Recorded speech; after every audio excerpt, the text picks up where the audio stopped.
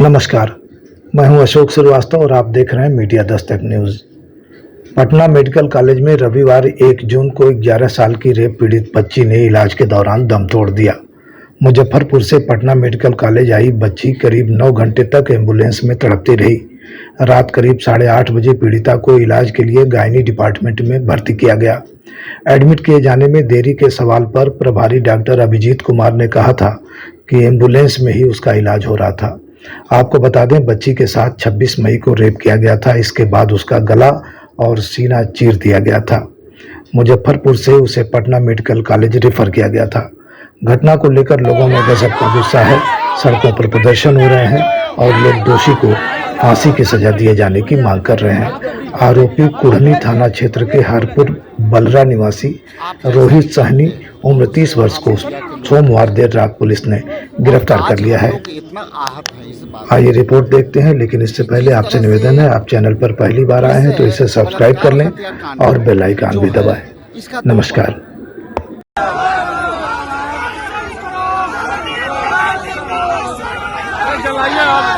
घटना कहीं प्रकाशन में नहीं आया। कई घटना गोपालगंज में हमने जो है अपने जिला अध्यक्ष को भेजा था, वहां से जो है प्रशासन ने जो है FIR करने से बलात्कार के बाद 4 संघर्ष करना पड़ता है जिसके साथ अन्याय हुआ। पहला तो उसके साथ हत्या हुई, दूसरा उसके परिवार के साथ अन्याय हुआ, तीसरा जो है प्रशासन FIR लेने से टहलाती है, दूसरा यदि वो हॉस्पिटल में आती है तो हॉस्पिटल में लेने से मना करते हैं। और सरकार यदि चाहती, PMCH प्रशासन चाहती तो ये बच्ची को बचा सकती थी। 4 घंटा एम्बुलेंस में पड़ी रही, 4 घंटा उसका ऑक्सीजन सिलेंडर में ऑक्सीजन खत्म होने के कगार पर था। 1 घंटा हम और हमारे कार्यकर्ता, हमारे महिला कार्यकर्ता संघर्ष करती रही। उसके बाद जब दबाव पड़ने लगा और हमारे लोग और वहां से इधर उधर से पहुंचने लगे, तब पता नहीं कहां ले जा करके वो जो है वो लोग एडमिट कर दिया। ICU तक हम लोग आग्रह किए कि ये ICU का मामला है, लेकिन ICU कहते हैं कि खाली नहीं है। तो ये सरकार, यदि आपकी एक ICU खाली नहीं है तो आप गद्दी भी खाली कर दो। ये समय है जो है सिस्टम PMCH के क्या है, जाकर के देख लीजिए अराजकता किस तरह से है। दलाल बिचौलिया के थ्रू जो है सारा काम हो रहा है। इसलिए हम आपके चैनल के माध्यम से आपसे भी कहते हैं कि आप लोग भी चुप मत बैठिए। खास करके इस तरह का निर्मम हत्या आपका भी दायित्व है, हमारा भी दायित्व है। हम पॉलिटिकल पार्टी जरूर हैं, लेकिन इस मुद्दे पर हम सामाजिक मुद्दे को लेकर के आगे चल रहे हैं। इन जो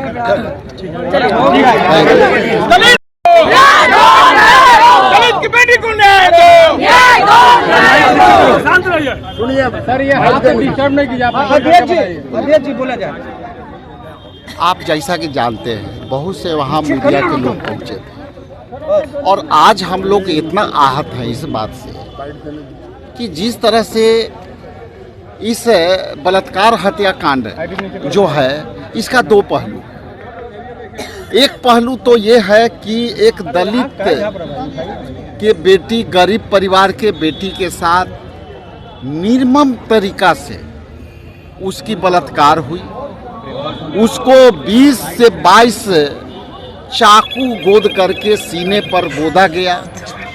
उसके बाद उसको गला का जो है काटा गया और उसी दिन सरकार ये जो है चुपचाप मुजफ्फरपुर में 2 दिन दबाई रखी।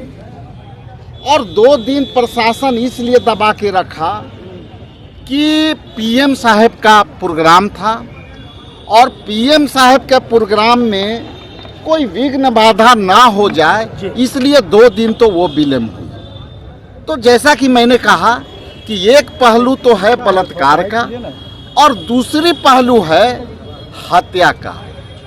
हत्या इसलिए मैं कह रहा हूं कि इसके हत्या में शामिल बिहार की सरकार है और बिहार के सरकार के मुखिया जो डबल इंजन की सरकार चल रही है, जिसमें आदरणीय प्रधानमंत्री जी ने उस दिन जंगल राज की बात कह के गई और उसी दिन ये घटना होती है, तो आपके चैनल के माध्यम से बिहार के जो ये निकम्मी सरकार बैठी हुई है, जो दलित विरोधी है, जो है किसी भी तरह से महिलाओं को सम्मान देने में चूकी हुई है, तो ये जो है विशुद्ध रूप से दूसरा पहलू ये है कि सरकार ने उस दलित बच्ची को उचित चिकित्सा सुविधा देने में विफल रही और उसकी मृत्यु हो गई। और कल भी मैंने कहा था कि आप जल्दी करो, ये भगवान और ईश्वर के भरोसे अब तक जीवित है, आप यहाँ कुछ नहीं कर रहे हो। इसलिए साफ तौर से आपसे कहता हूँ कि इसके हत्या का जिम्मेदार नीतीश कुमार जी हैं और यहाँ के सरकार है। बिहार का स्वास्थ्य व्यवस्था क्या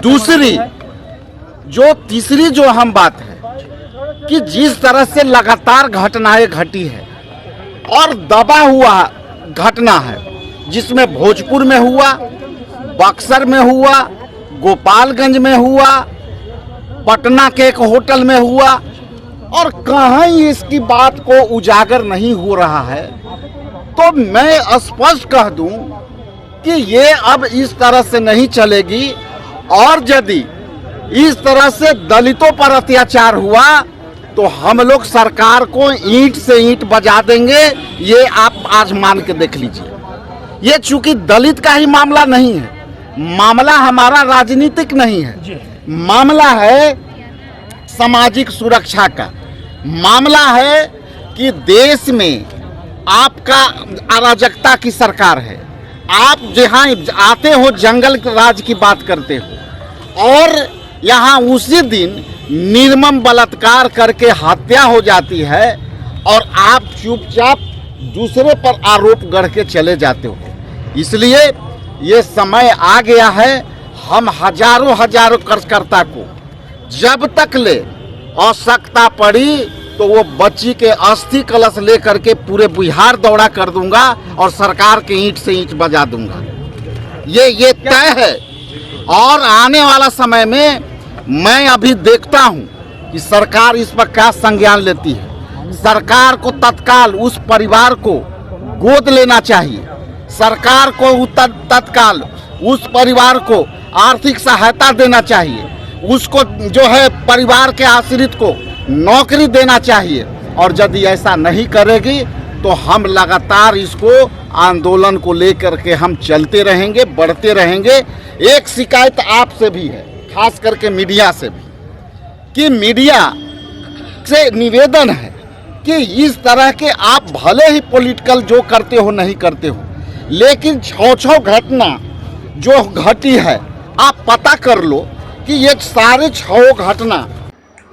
कल एक दर्दनाक घटना हुई और उससे हम लोग इतने आहत हुए हैं, समझ में नहीं आ रहा है कि आप सबसे कैसे बात करें। 3 दिन पहले मुजफ्फरपुर के कोढ़नी ब्लॉक के एक दलित बच्ची के साथ रेप भी हुआ और उनके साथ इतने दुर्व्यवहार हुआ कि उनका गला काट दिया गया, उनका पेट फाड़ दिया गया। हमारी वहां की जिला अध्यक्ष गई वहां पे, उन्होंने रिक्वेस्ट किया उचित इलाज के लिए उन्हें बाहर भेजा जाए, बट उनका कोई सुना नहीं। फिर मुझे खबर मिली, हम गए 30 तारीख के शाम में हम जाकर के वहां पे मिले। जिला प्रशासन से और हॉस्पिटल प्रशासन से हमने रिक्वेस्ट किया कि इस बच्ची की हालत इतनी गंभीर है कि उसे उचित इलाज के लिए एयरलिफ्ट करा करके दिल्ली एम्स भेजा जाए। लेकिन दिल्ली एम्स तो दूर की बात है, पटना एम्स भी नहीं, और उन्होंने पीएमसीएच में रेफर कर दिया। पटना एम्स में क्यों नहीं? क्योंकि ईएनटी के डॉक्टर नहीं थे।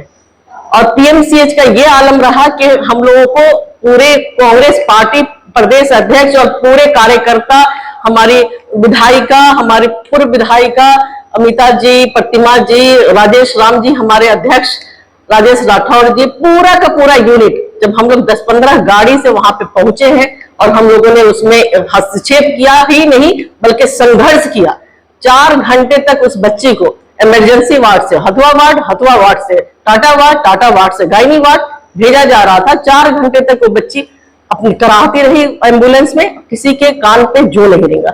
जब हम लोगों का संघर्ष बहुत ज्यादा हुआ तब किसी तरह आनंद फानंद में उसे गायनी विभाग में एडमिशन दिया गया, लेकिन वहां पे कोई उचित व्यवस्था नहीं रही। उसे आईसीयू की जरूरत थी, उसे आईसीयू में नहीं डाला गया। परिजन का फोन लगातार मेरे पास आ रहा था और मेरा पूरा प्रयास रहा, सुप्रिंटेंडेंट से लेकर के जो सीनियर डॉक्टर से उनसे मेरी बात होती रही। इसको प्लीज जल्दी से आप लोग कोई भी उचित उपाय कीजिए और इसको आईसीयू में जगह दीजिए। लेकिन शायद नीतीश बाबू की सरकार और जो हमारे यहाँ पे हेल्थ मिनिस्टर है उनका जमीर मर चुका है, उनके अंदर बिल्कुल ही मानवता नाम की चीज खत्म हो गई हुई है। उन लोगों के लिए शायद ये आए दिन का मामला है, उनके लिए बस एक नंबर है, ये वो बच्ची नहीं एक नंबर है कि हाँ चलो ठीक है क्या होता है, क्या फर्क पड़ता है, बिहार की बेटियों में से एक बेटी चली गई। लेकिन नहीं, वो बेटी आज जिंदगी हार गई। आज सुबह करीब 8 सवा 8 बजे वो जंग लड़ते हुए जिंदगी की आज वो हार गई। हम लोग निशब्द हैं, हम लोग दुखी हैं बहुत ज्यादा। हम सबके पास कोई शब्द नहीं है कि इस बारे में बात करें, लेकिन आप सबसे, बिहार की जनता से, बिहार की महिलाओं से, बिहार की एक एक माताओं से मेरा हाथ जोड़ करके विनम्र निवेदन है कि इस बेटी के साथ खड़े हो और इस बेटी को इंसाफ दिलाएं, ताकि कल को किसी और बेटी के लिए हमें कैंडल मार्च ना करना पड़े, हमें संघर्ष ना करना पड़े। क्योंकि ये गूंगी बहरी सरकार और बे औलाद सरकार, जिनके पास खुद बच्चे नहीं है, जिनके पास खुद औलाद नहीं है, जिनको ये पता ही नहीं है कि हाँ बेटियों का दर्द क्या होता है, वो क्या जानेंगे कि बेटियों का दर्द क्या होता है। तो मेरी सारी बिहार की माताओं और बहनों से ये आप लोगों से हाथ जोड़ करके विनम्र निवेदन है कि इसमें हमारा साथ दे। आज के डेट से लेकर के याद रखें कि फिर किसी बेटी के साथ ऐसा ना हो।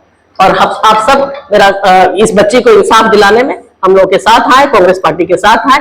बहुत बहुत धन्यवाद। जय हिंद। सर्वजान फातिमा, बिहार प्रदेश महिला कांग्रेस अध्यक्ष। नमस्ते, मैं शैली विनोद हूँ, एक स्कूल की टीचर हूँ। और अभी जो हाल की घटना हुई है मुजफ्फरपुर की, जो बच्ची थी 9 साल की, उसके साथ ये बहुत ही दुर्भाग्यपूर्ण है। सरकार जो होती है वो माइनॉरिटी के लिए और गरीबों के लिए ही मुख्य रूप से होती है। हमारी बच्ची के साथ जो हुआ वो मतलब मैं बहुत डिस्टर्ब हूँ उसके बाद से, इस घटना के बाद से, कि बच्ची को अगर समय पे एडमिशन मिल जाता अस्पताल में तो वो बच जाती, लेकिन समय पे उनको एडमिशन नहीं मिला, बच्चे को एडमिट नहीं किया गया, इसीलिए वो बच नहीं पाई। अगर हम इतने असंवेदनशील समाज हो गए हैं और हमारी सरकार इतनी असंवेदनशील हो गई है कि इन मुद्दों के लिए नहीं है, सिर्फ कुर्सी के लिए है, तो क्या ही कहा जाए। और हम सभी महिलाएं ये समझें कि हम सभी असुरक्षित हैं ऐसे समाज में, जहां पर लोग सिर्फ कुर्सी के लिए, हमें गुस्सा आना चाहिए और हम सबको घर घर से निकलना चाहिए। हम तभी संवेदनशील बनेंगे जब हम ये सोचें कि जो बच्ची थी वो हमारी बच्ची थी, हमारे घर की बच्ची थी। हाँ, मुजफ्फरपुर से मेडिकल से लेके आए ना, वहाँ पे इलाज मतलब 5 दिन भी उसको बिना अन्न पानी के हम वहाँ रखे। डॉक्टर साहब लोग इलाज किया, अच्छा इलाज कर रहे थे, अपने से पंखा उनका हक रही थी, इशारा से बोल भी रही थी, मतलब हर चीज वहाँ कर रही थी। यहाँ मतलब 3 घंटा हम लोग को मतलब व्यवस्था नहीं मिला। 3 बजे साहब हॉस्पिटल में गए, सब रेफर कर दिया। और कल मतलब 4 बजे 1 बजे वहाँ से आए और 4 बजे भर्ती लिया, और मतलब 4 बजे भर्ती लिया, 8 बजे सुबह डेट करके मेरी बच्ची, मतलब डॉक्टर की लापरवाही से ऐसा हुआ है। मतलब पीएमसीएच में लापरवाही हुआ है। मुजफ्फरपुर तो मेरा सही से आया किया था लड़की। और यहाँ किस तरह की लापरवाही होगी, जो डॉक्टर साहब कहिए कुछ तो करते हैं, कुछ बोलने के मौके नहीं देते थे वो लोग। बाहर जा रहे बच्ची को मर्जी को देख रहे थे, कैसा क्या है, कुछ करते थे सुन नहीं। कितने घंटे तक आप लोग खड़े रहे? बाहर मतलब 3 घंटे नहीं गए, 2 घंटे वहाँ टाटा वार्ड में खड़ा थे, 1 घंटा लोग यहाँ खड़ा हुए हम लोग। क्रिटिकल सिचुएशन था फिर भी जी। इसको नीतीश कुमार कहते हैं कि देश का, दुनिया का बड़ा दूसरा। नीतीश कुमार क्या करेंगे देश के लिए? तो वो हॉस्पिटल ऐसा बनवाएगा जो जिंदा वो जान लेते हैं, नीतीश कुमार जी। उसका लगता है अगर समय रहते हुए अगर एडमिट कर लिया जाता बच्ची तो बच्ची मेरे बच जाती, मेरी बच्ची बच जाती, वो स्थिति में नहीं रहती मेरी बच्ची। हॉस्पिटल जिम्मेदार है इसका, पीएमसी हॉस्पिटल पीएमसी जिम्मेदार है इसका, उसके डॉक्टर जिम्मेदार है। लेकिन मेरा बच्चे को अगर सही ढंग से इलाज होता तो मेरी बच्ची बच जाती।